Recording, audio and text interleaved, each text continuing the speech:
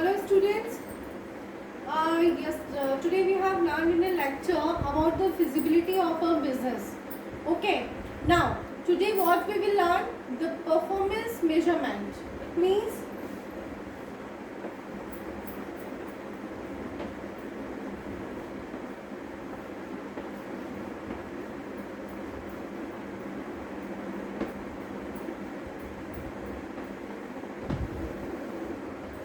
measure of performances.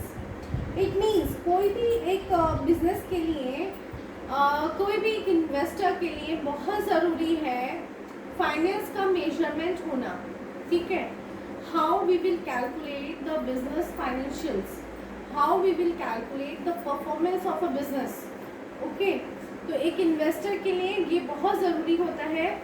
To an investor in the business, financial performance is an indicator of the health of organization. मान लीजिए HCL company है and I am going to invest on that company. मैं HCL company में invest करना चाहती हूँ. तो I am the क्या हुआ? इन्वेस्टर.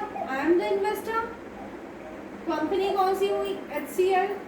नाउ मेरे लिए सबसे इम्पॉर्टेंट चीज़ क्या होगी? सबसे पहले उसका फाइनेंशियल परफॉर्मेंस कैसा है. इफ़ एन इन्वेस्टर, अगर एक इन्वेस्टर के नाते अगर मैं सोचूं तो मैं वहाँ पे इन्वेस्ट कर रही हूँ. इट मीन्स मैं अपना फाइनेंस लगा रही हूँ. So for me it is very necessary to know what about the finance performance of that company. उस कंपनी का फाइनेंशियल परफॉर्मेंस कैसा है जहाँ मैं पैसे लगा रही हूँ. भाई मेरा पैसा भी तो नहीं डूबना चाहिए. और I don't want to bear any losses from that company. Even I am investor, so I will look after कि मैं अपना लॉस ना होने दूँ. Okay. So to help identify the gaps in the targets, first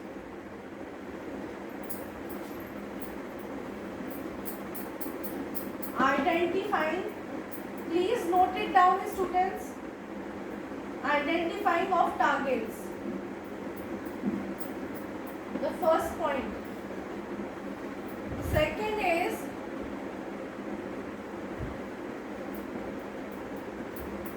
identifying opportunities. Opportunities कैसी? Improvements की. पहली identify करेंगे हम टारगेट्स को. कंपनी का इन्वेस्टर क्या करता है? हमारे टारगेट्स को आइडेंटिफाई करता है कि कंपनी पूरे साल में इतना प्रोडक्शन करेगी या इतना सेल करेगी, इतना फाइनेंस हमें लगेगा. So what all this comes in target. तो मैं एक इन्वेस्टर होने के नाते कंपनी का पहले टारगेट का परफॉर्मेंस को चेक करूंगी. ओके. दूसरा मैं काम क्या करूंगी? आइडेंटिफाई करूंगी अपॉर्चुनिटीज को कि और क्या इम्प्रूव हो सकता है. अपॉर्चुनिटीज कैसी होती हैं? अपॉर्चुनिटी हमेशा फ्यूचर की होती है, न पास्ट की होती है न प्रेजेंट की होती है. आप कोई भी चीज़ की जब अपॉर्चुनिटी को ग्रैस्प करना चाहोगे तो वो कब काम करेगी? फ्यूचर में. तो बीइंग अ इन्वेस्टर मैं अपॉर्चुनिटीज़ को सेट करूँगी उस टास्क को इम्प्रूव होने में. ओके. ठीक है. उस मेजरमेंट को इम्प्रूव करने के लिए. नाउ थर्ड पॉइंट इज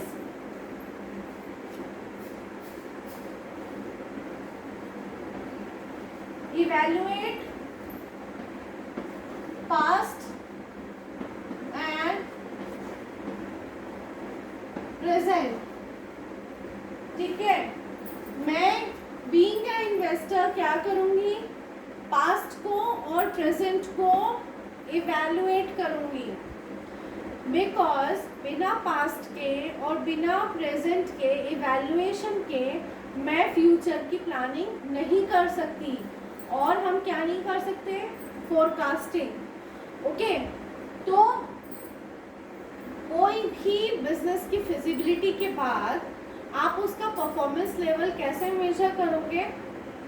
आप पहले आइडेंटिफाई करोगे, टारगेट्स को सेट करोगे, उसकी अपॉर्चुनिटीज़ को आइडेंटिफाई करके उसको फ्यूचर के लिए इम्प्रूव करोगे, फिर आप इवैल्यूएट करोगे उसके पास्ट एंड प्रेजेंट को, ताकि आप फ्यूचर के गोल्स को सेट कर सको, आप अपने फाइनेंस को और इम्प्रूव कर सको। ओके, तो ये 3 चीज़ें क्या हो गई आपका मेजर करने के लिए, उसके फैक्टर आप क्यों मेजर करोगे और मेजर करने के लिए आपको क्या क्या चीज़ें ज़रूरत पड़ेगी।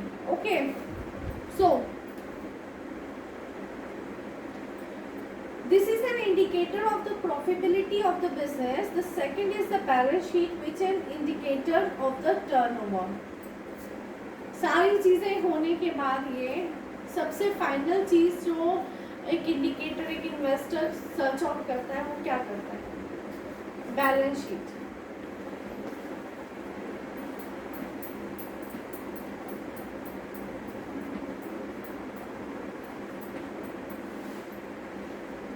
बैलेंस शीट और द इनकम स्टेटमेंट, वो इनकम स्टेटमेंट जहाँ पर आपके सारे एक्सपेंसेस, जहाँ पर आपके सारा प्रॉफिट, जो आपकी इनकम हुई है वो सब मेंशन होता है, वो इनकम स्टेटमेंट को चेक किया जाता है। The income statement is a record of revenue earned by an organisation and the expenses occurred. एक इन्वेस्टमेंट इनकम स्टेटमेंट क्या होती है, वो रेवेन्यूज और एक्सपेंसेस का लेखा जोखा जो आपको मेजरमेंट में हेल्प करे, क्या कहलाता है, इनकम स्टेटमेंट। ओके, नाउ ये इनकम स्टेटमेंट किस किस लेवल पे वर्कआउट करता है, तो पहला है सेल, दूसरा cost of goods sold, number 3 gross margin,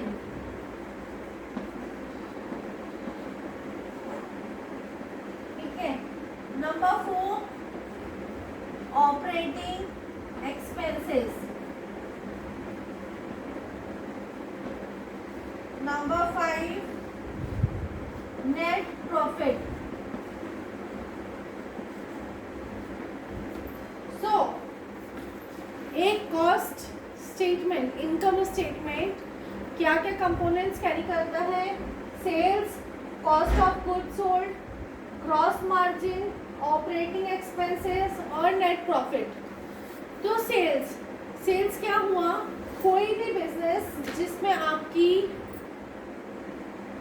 विक्रय और क्रय यानी कि सेल्स का लेखा जोखा हो, जो आपके बिजनेस का टोटल सेल्स वैल्यूएशन बताए, वो क्या होता है, इनकम स्टेटमेंट। ठीक है, उसके बाद एक cost of goods sold, where you are getting a proper knowledge how much goods you have sold out, वो आता है कॉस्ट ऑफ गुड्स सोल्ड में, कि आपने कितना माल बेचा है। Gross margin, it means you have set some margin, net margin or gross margin, तो overall whatever the incomes you have that is the gross margin। ठीक है, gross से फिर आपको net निकालना पड़ता है, तो first you have to set out the gross margin। ठीक है, now for operating expenses, again for a good income statement you have to find out the actual operating expenses done by you। Now net profit, how net profit comes out, through gross profit। Gross profits में से आपके सारे expenses को हटा दिया जाए तो क्या निकलता है, नेट प्रॉफिट। ठीक है, तो आपका नेट प्रॉफिट कैसे निकलता है, ग्रॉस प्रॉफिट में से आपके एक्सपेंसेस को लेस किया जाता है, तब आता है net profit. So all are the components, क्या है ये students, remember it, all these are the components of income of statement, the balance sheet you are preparing, the income statement you are preparing, so these are the components, not the uses, not the importance, these are the components which you have to keep in mind to prepare income statement। Okay, and what are the, these are the features which you do for a good performance measurement. Okay, now sales, आपको पता होगी sales क्या होती है, cost of goods sold क्या होता है. Now मैं यहाँ पे आपको एक फॉर्मूला लिख रही हूँ स्टूडेंट्स.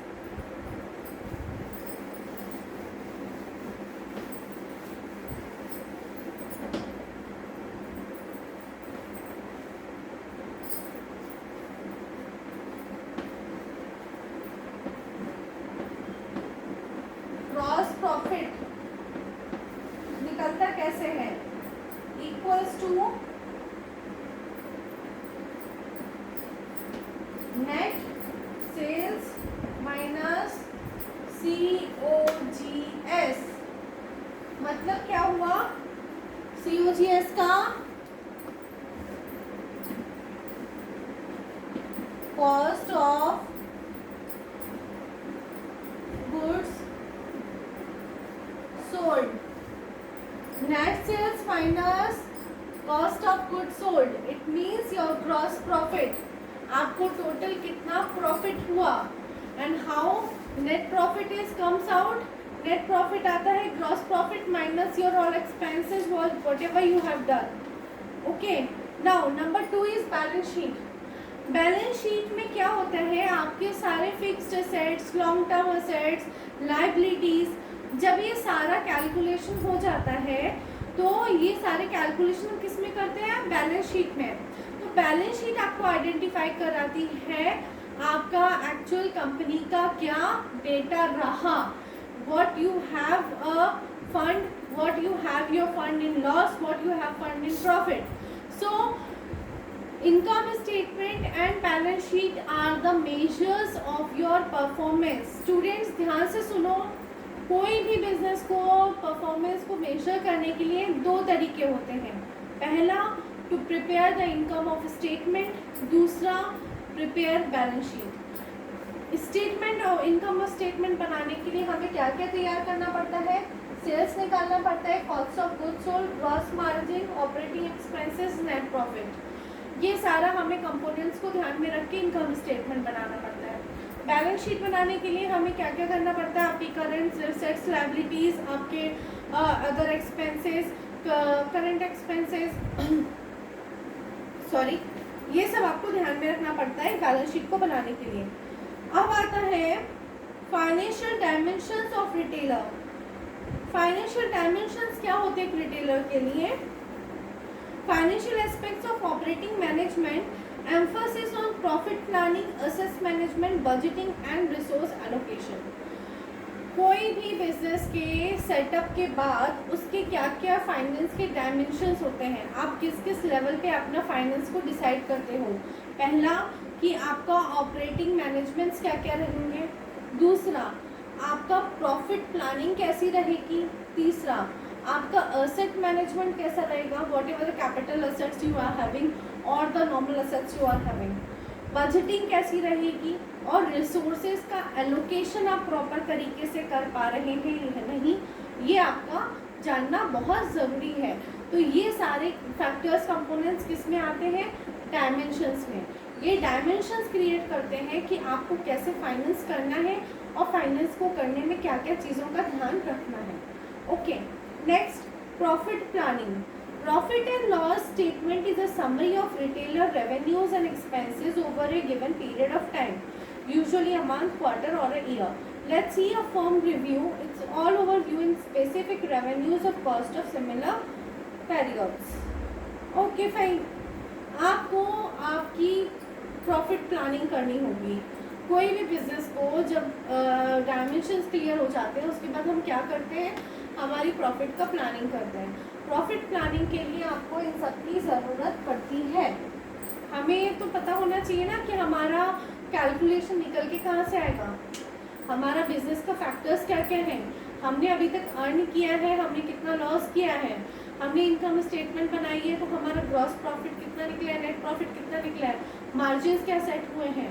ठीक है, बैलेंस शीट में हमारी valuation of assets and liabilities क्या आ रही है, डायमेंशंस हमने जो दिए थे वो सारे सही हैं कि नहीं लिए हैं. ठीक है, तो ये सारी चीज़ों का ध्यान रखना रखने के बाद हम क्या करते हैं, प्रॉफिट प्लानिंग करते हैं. Okay, so it must be clear you all, profit planning we will go to have a numerical base है. Profit planning we will do, we will understand through an illustration. okay, कि हमें company का profit planning कैसे कर पाते हैं, allocation कैसे करते हैं, ये सारा हम एक इलस्ट्रेशन के थ्रू जानेंगे. ठीक है, तो आपको उसके पहले ये जानना ज़रूरी है कि मेजर ऑफ परफॉर्मेंस क्या होता है. मेजर ऑफ परफॉर्मेंस क्या होता है, कैसे वर्कआउट करता है, क्या क्या कंपोनेंट्स हैं, किस लेवल पे वर्कआउट होता है, हमें ये पता होना चाहिए. Because without measure of performance you will not be able to find out the company's actual profit planning क्या रही, उसका मेजरमेंट क्या रहा, आपका कॉस्ट ऑफ गुड्स सोल्ड कितनी निकली है. एक कंपनी को क्या चाहिए, ये प्रॉपर पता हो कि उसकी सेल क्या निकल के आई है, उसका गुड्स सोल्ड क्या रहा है, कॉस्ट ऑफ गुड्स सोल्ड क्या रहा है, उसका वर्किंग कैपिटल क्या रहा है, एक कंपनी का नेट प्रॉफिट क्या है या नेट लॉस कितना है. यही एक कंपनी का मेजरमेंट होता है. और ये मेजरमेंट हम क्या बोलते हैं, मेजरमेंट ऑफ परफॉर्मेंस. कौन सा परफॉर्मेंस, वो जो कंपनी कर रही है, जिस चीज़ के लिए, जिस मार्केटिंग के लिए कंपनी स्टैंड हुई है, जो वो दिन रात प्रोडक्शन कर रही है, सेल कर रही है, किसके लिए, to maximise the profit, to earn the profit. ठीक है, तो ये सब क्या हुआ, हमारा परफॉर्मेंस हुआ. और इस परफॉर्मेंस को मेजर करना क्या कहलाता है, major of performance. Okay, I hope you all understand. Now asset management. Asset का मैनेजमेंट क्या होता है. असेट मैनेजमेंट इज व्हाट, कोई भी मैनेजमेंट जो हम एक असेट के लिए करते हैं, हमारा कैपिटल असेट को गेन करने के लिए करते हैं, that will call asset management. So we will do it on the next lecture. Hope all clear to you all. So till then, goodbye students and take care. Bye bye.